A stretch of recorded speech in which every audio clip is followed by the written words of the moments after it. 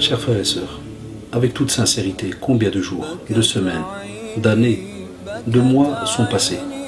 Est-ce que tu t'es posé certaines questions?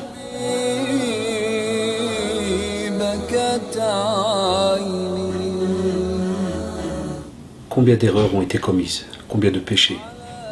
T'es-tu posé la question, est-ce que tu te rappelles de ce que tu as fait durant toute cette période? Sais-tu aussi que les anges ont noté cela, qu'Allah subhanahu wa ta'ala t'a vu? Dans quel état es-tu?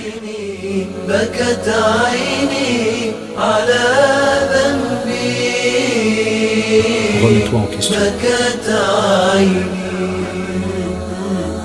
بسم الله الرحمن الرحيم إن الحمد لله نحمده تعالى ونستعينه ونستغفره ونعوذ بالله من شرور أنفسنا ومن سيئات أعمالنا من يهده الله فلا مضل له ومن يضلل فلا هادي له وأشهد أن لا إله إلا الله وحده لا شريك له وأشهد أن محمدا عبده ورسوله وبعد أيها الإخوة والأخوات السلام عليكم ورحمة الله.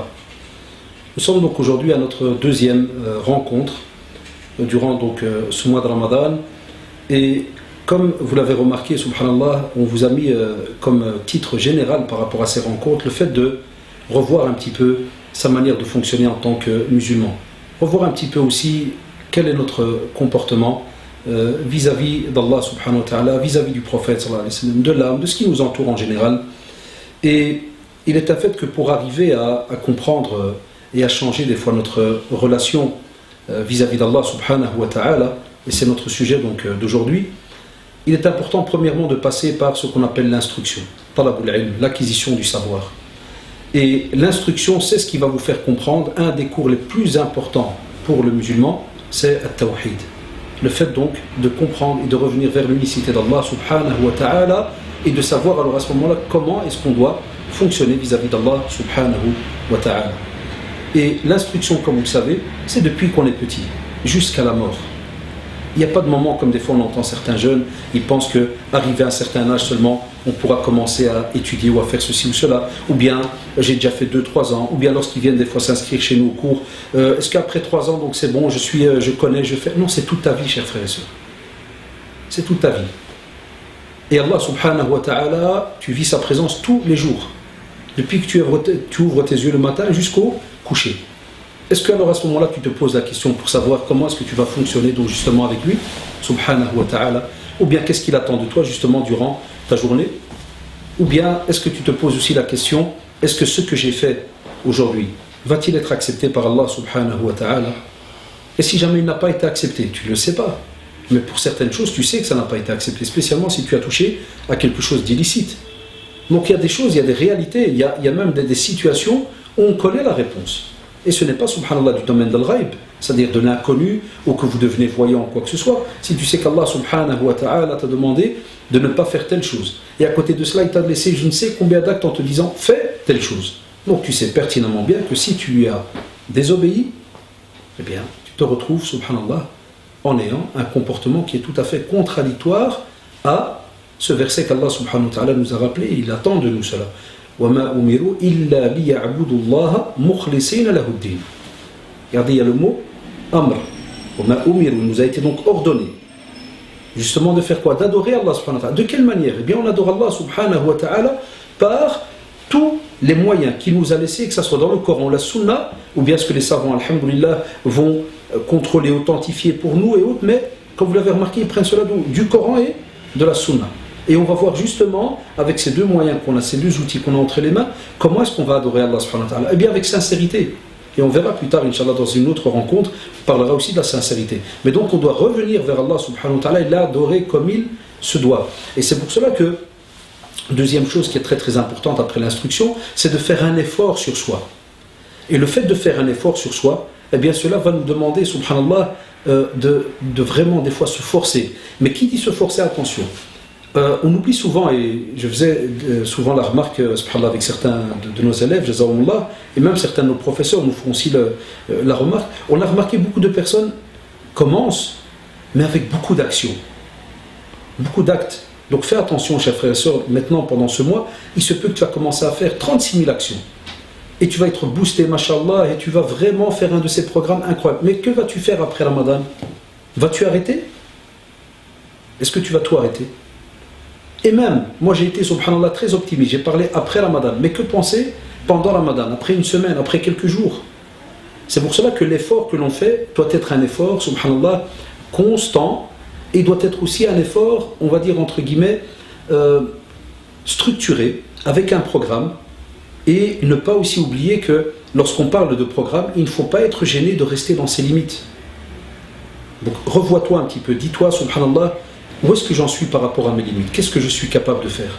Et ne sois pas gêné, ne regarde ni ton frère ni ta soeur, ni ton père, ni ta mère, ni un voisin, ni un ami.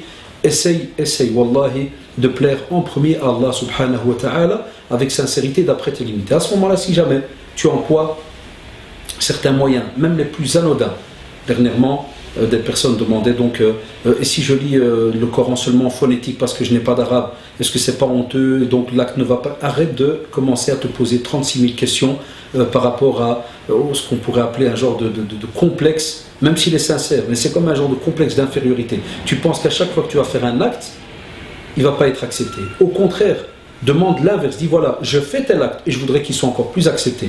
Et là je te dirais, continue à lire en phonétique et va suivre quelques petits cours d'arabe. Et là au moins, alhamdoulilah, tu auras commencé avec du positif. C'est pour ça que des fois lorsqu'on discute avec certains de nos collègues, prédicateurs, on remarque que le côté psychologique de la personne a fortement été délaissé. Des fois même dans beaucoup de conférences, pour être honnête, on parle beaucoup de haram, de halal, ce qui est tout à fait normal et même obligatoire dans notre vie, mais on ne pousse pas la personne à aller voir son côté donc psychologique. Qu'est-ce qu'il est capable de faire? Parce que des fois on peut parler de haram, mais la personne, subhanallah, a baigné justement dans le haram pendant des années et va lui faire comprendre, c'est comme avec celui qui fume pendant des années ou qui boit pendant des années, puis tu lui demandes de l'alcool et tu lui demandes d'arrêter en 2 minutes. Où est-ce qu'il en est psychologiquement? Comment est-ce qu'il est? C'est pour cela qu'on a justement parlé dans ce grand titre d'essayer de recontrôler son âme et de voir sa relation vis-à-vis d'Allah subhanahu wa ta'ala. Qu'est-ce qu'elle est, cette muraja'at al-nafs comme on l'appelle souvent? Comment est-ce qu'elle se fait? De quelle manière? Qu'est-ce qui régit cela? Qui sont aussi les gens autour de nous pour nous aider justement à essayer de voir où est-ce qu'on en est arrivé? Et ça, c'est un gros manque dans la communauté. C'est pour cela qu'on a besoin d'une certaine relève par rapport donc à tout ce qui est les conférences, les professeurs, pour que les anciens, alhamdulillah, commencent par exemple à faire un autre travail. Et cela doit normalement se faire de génération en génération. Aussi, lorsqu'on demande de faire un effort constant, je parle aussi à ceux qui sont mariés, ceux aussi qui ont des enfants. Il est un fait que chacun a sa vitesse, chacun a ses moyens. Et c'est vrai que on oublie souvent, wallah, et je suis le premier même à l'admettre et Dieu en est témoin, des fois on oublie de descendre au niveau par exemple de nos enfants. Parce qu'eux aussi doivent apprendre petit à petit, dès qu'ils sont dans l'obligation de prier, ou bien lorsqu'ils sont dans l'apprentissage. Imaginez quand vous avez des enfants qui apprennent maintenant à prier pendant le Ramadan, et qui apprennent même des fois à faire des petites heures de jeûne, eh bien la même chose. Ils doivent commencer petit à petit à entendre parler de ce mot nafs, l'âme, et ils doivent savoir que justement ce jeûne est là pour un petit peu les pousser à voir intérieurement leur manière de fonctionner, de penser, les petites mauvaises actions qui passent par la tête et ainsi de suite, et voir un petit peu comment est-ce qu'ils réagissent, qu'est-ce qu'ils racontent, qu'est-ce qu'ils pensent par rapport à cela. Et d'âge en âge, on voit au fur et à mesure l'enfant avancer et savoir qu'il a justement une relation, pas qu'avec lui-même et ses parents qui l'entourent ou amis, mais aussi vis-à-vis d'Allah subhanahu wa ta'ala. D'où vous avez le hadith très connu chez les professeurs, on appelle le hadith al-Jariya, où le prophète sallallahu alayhi wa sallam vient chez une petite fille, lui dit Ayn Allah, elle lui dit Fis sama. Donc regardez, il vient et lui dit où est-ce qu'il est Allah subhanahu wa ta'ala? Elle lui dit il est dans le ciel. Regardez quel cours de aqidah à une petite fille, à un petit enfant. Tout ça pour lui faire comprendre que même si tu es petite, sache que justement Allah subhanahu wa ta'ala est présent. À ce moment-là, vous remarquerez qu'il reste alors un troisième point. Et on ne vit pas seul. C'est le fait de faire attention à ses fréquentations. Si tu veux, et je te demande d'aller revoir justement ton nafs, ton âme, et de voir comment est-ce que tu fonctionnes, intérieurement et extérieurement, il faut alors absolument que tu contrôles ceux qui sont autour de toi. Et ceux qui des fois gravitent même très longtemps avec nous, ce sont les amis. C'est pour ça que le prophète sallallahu alayhi wa sallam nous a interpellé en disant Inna mathalul jalis as-salih wa jalis as-su' ka hamil al-miski wa nafikh al-kir. Ça veut dire qu'on a deux exemples. La bonne fréquentation et la mauvaise fréquentation. La bonne fréquentation, c'est comme lorsque l'on parle du parfumé. Tu viens chez lui, soit tu achètes ou tu n'achètes pas, mais quoi qu'il arrive, tu sors de la parfumée. Ou bien le forgeron, c'est un noble métier, attention, mais l'exemple est donné pour dire qu'effectivement, quand on va vers ce genre de métier, on sort de là, soit on sent des fois l'essence ou le brûlé ou autre, et on vous dit ça laisse des traces. La fréquentation, c'est la même chose. C'est la même chose comme a dit le prophète sallallahu alayhi wa sallam. Donc, si tu veux aussi être apte à commencer à comprendre quel est ton devoir ici sur terre, donc rappelez-vous qu'est-ce qu'on a dit. Tout d'abord, l'acquisition du savoir, l'apprentissage, l'instruction, très très important. Pour les hommes et les femmes, comme a dit le prophète sallallahu alayhi wa sallam, c'est une grave chose chez nous dans la communauté où on a encore aujourd'hui des parents ou des personnes ou des jeunes qu'Allah les guide qui pensent qu'il n'y a que l'homme qui apprend, alors que la plus grande éducatrice est la mère. Très très important ce domaine, les deux doivent apprendre. Et deuxièmement, comme on a dit, un effort constant et toujours invoquer Allah subhanahu wa ta'ala, même comme je vous l'ai toujours dit avec vos propres mots s'il le faut. Et la citadelle du musulman est là, en nous facilitant en français, arabe et phonétique. Et troisièmement, faire aussi en sorte que l'on ait de bonnes fréquentations. Donc comme vous l'avez remarqué aujourd'hui, donc c'est un petit peu cette introduction pour nous faire comprendre comment est-ce qu'on peut donc commencer à se poser certaines questions par rapport à nous-mêmes et spécialement vis-à-vis donc d'Allah subhanahu wa ta'ala. Subhanakallahumma bihamdik, ashhadu an la ilaha illa anta astaghfiruka wa atubu ilayk. Subhana rabbika rabbil izzati amma yasifun wa salamun ala al-mursalin walhamdulillahi rabbil alamin. Et je vous donne rendez-vous à la prochaine donc rencontre. Wassalamu alaikum wa rahmatullahi wa barakatuh.